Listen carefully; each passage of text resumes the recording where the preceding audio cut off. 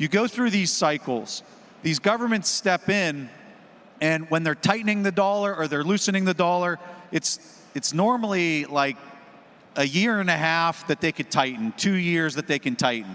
And then they're going to get exhausted, and then they're going to have to loosen. I think that this next 12 months is going to be it's going to be a very big 12 months, because you have demand should double or triple or maybe go up by a factor of 10, anywhere from 2 to 10 demand to buy on a monthly basis. And the supply available for sale will be cut in half in April. And so instead of $1 billion of Bitcoin available for miners each month, it'll be $500 million. And so it's pretty unprecedented that you would go from supply-demand balance of maybe there's $15 billion of organic demand and $12 billion of organic supply. What happens when the one doubles, the other one cuts in half, and then the price has got to adjust up?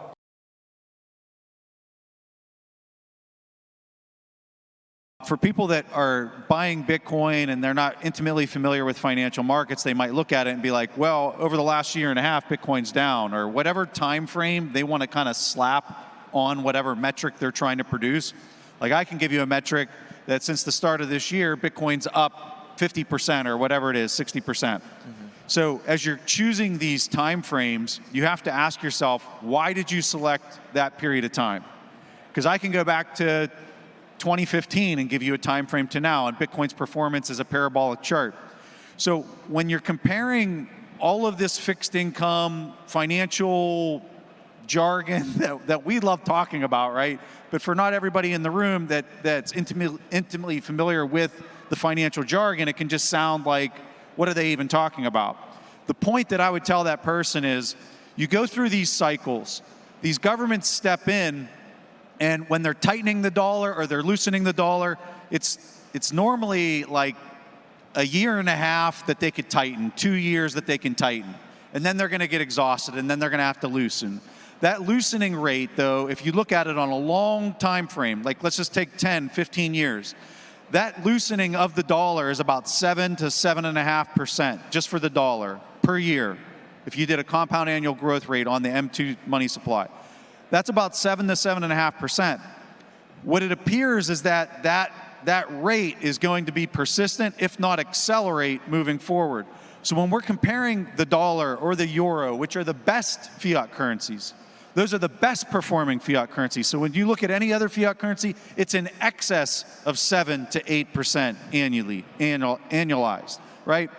So when you're looking at Bitcoin's performance, I would say at a bare minimum, without anybody else even coming into it, but just like sustaining the amount of people that are coming into Bitcoin, you should expect at a minimum that rate of return, because that's how fast they're debasing dollars in itself. You compound that with the sell-off rate out of fixed income, which is really kind of what we're getting at, right, with bonds, is the government is issuing debt at a pace that is outstripping reality. When you look at the tax receipts that we're collecting to pay for the issuance of the debt, it's accelerating. We're not dealing with 7 or 8% on the horizon for the coming 5 to 10 years. So when you look at Bitcoin, which has a fixed peg of 21 million coins at its terminal rate, and you're comparing that to this other system that is exponentially increasing in a bond market that they can't keep up with the issuance, that's the thing to focus on, because you can select whatever 6-month period of time or year time frame that you want to select out of that past performance, and you can jerry-rig whatever type of narrative that you want. But when you really zoom out and you look at the bigger picture, that's the thing for people to focus upon. To be clear, if I had $1 billion right now to invest, I would buy Bitcoin. I wouldn't buy anything else. I wouldn't buy a building. I wouldn't buy an altcoin. I wouldn't buy a power company. I wouldn't buy land. I wouldn't buy real estate. I wouldn't buy a sports team. I wouldn't buy a Picasso painting. There's nothing on earth that I would buy other than Bitcoin if I had that money. I think everything else is risky. And I don't say you can't make money in those other businesses. You can. Bernard Arnault makes money in a lot of businesses I don't understand. And so I respect them all. It's just I don't advocate or endorse any of them. I think that if you're the best in the world at something, you know it. You don't need me to tell you. And if you're the best in the world at something, you should go do that thing. You'll probably make money in it. What I believe is if you're not the best in the world at something and you simply want to make an investment and forget about it for 100 years, you buy Bitcoin and just be very careful about, how you maintain the keys or how you custody it so you don't lose the keys and the like. And then the market will do the rest of the work for you. If you think about the future of Bitcoin, right, it's like 1 or 2% really understood. A friend of mine is in politics, and he said, what we learned in politics a long time ago is nobody knows what you said until you said it 56 times. 56 times. Like you would say the same exact thing 56 different times, and after the 56th time, it might register in their head what you just said, but they're not listening until then. So I believe that people in the crypto industry are very smart, and when you're very smart early in your career, you think that you should say it once or twice, and then you get bored of hearing yourself say it, and you go and you say something else. It's like everybody's got to say 100 different things because they feel like they already solved the problem, so they want to do another thing. I think it's very important to have the humility to note that most of the money in the world is control, and most of the power in the world is in the hands of people that still don't understand what Bitcoin is, and they're not going to get it until you've broached it to them dozens and dozens of times. So my approach to this is stay laser-like focused. That's why I have the laser eyes. Focus, right? And you've got to educate your investors, and you've got to educate your politicians, and you've got to educate your friends and your family, and you've got to I look forward to the time when Apple Computer will build Bitcoin into the iOS, and when Google will build it into the Android phone, and when Microsoft will build it in. But if all these super high-tech people haven't figured it out and built it in yet, you gotta allow for the governor of your state or the president or for octogenarian billionaire investors, you gotta say that it's gonna take them a while to figure this stuff out. So we have a lot of auspicious things happening. We'll win them over. When the SEC approves these spot ETFs, that'll be a big educational experience, and then you'll have BlackRock and Fidelity and 100 other Wall Street firms educating all of the investors that control $900 trillion, and that'll go on for 30 years. It'll take 30 years for them to figure it out. And then at some point, all the big tech companies will follow the lead of, Cash App and all of the forward-looking mobile apps and Lightning wallets, and it'll take them about a decade.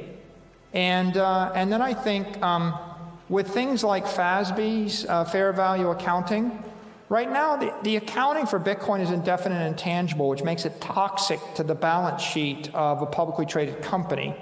And so going to fair value accounting, which should happen sometime next year, will allow someone to buy $1 billion of Bitcoin and mark it up and mark it down like they would own a security.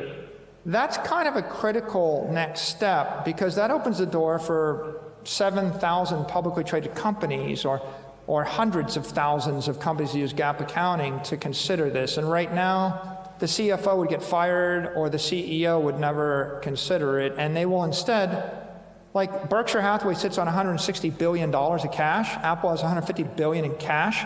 They're losing money on the cash, but the only thing they can buy with the cash is sovereign debt right now because of accounting rules. And the sovereign debt yields 5% pre-tax and 3% after tax. So we're going to educate the world by working with the regulators to get all these financial products approved. That's part of it. By working with the accounting community to put in place better accounting standards, by working with financial educators and Wall Street firms, by working with the politicians, by putting monetary engineering classes into universities. We need to teach people crypto theory and monetary theory And I went to MIT. They didn't have a class in monetary theory. They didn't have a school of monetary engineering. And so I think that lots and lots of parts of our society need to get upgraded. It's going to take time. It'll probably be a transition over the course of 10, 20, 30 years. How long did it take to introduce electricity into the civilization? Or how long did it take to introduce the automobile, or introduce radio or telephone? So these things take time, one generation, and there's a lot of work everywhere. And as William Gibson said, the future's already with us, but it's not evenly distributed. So there'll be some countries that'll be left behind, and other countries that'll leap ahead, and some companies will leap ahead. But I'm optimistic, and I think everything is developing auspiciously, and all we got to do is just keep our laser eyes on, and everybody you meet and everywhere you go, you have to explain the promise of Bitcoin and help. We need to show everybody, every person, every family, every company, every government, every institution, everybody how Bitcoin can solve their problem.